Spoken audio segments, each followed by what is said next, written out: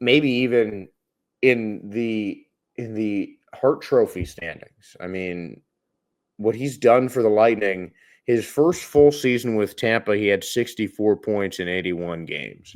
His next season, he improved by 11.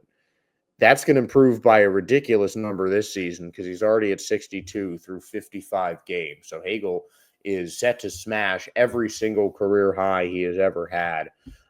He has to get my vote in terms of who is most improved of the Canadian Tampa Bay Lightning forwards, just because he has established himself from, a really solid rotational guy for Tampa and turned into not just an elite player for the Tampa Bay Lightning, but a key player in their rotation. So I'd say Hagel has improved the most. And one player who might not be looking at improvements, but just looking at a legacy is Victor Hedman. And his performance with Team Sweden has certainly helped cement his legacy as not just one of the best players to put on an NHL jersey, a jersey of his country, but also one of the best leaders to do that, with a C, especially on the front of their jersey. So we'll take a look at the legacy of Victor Hedman as a captain and leader when we return.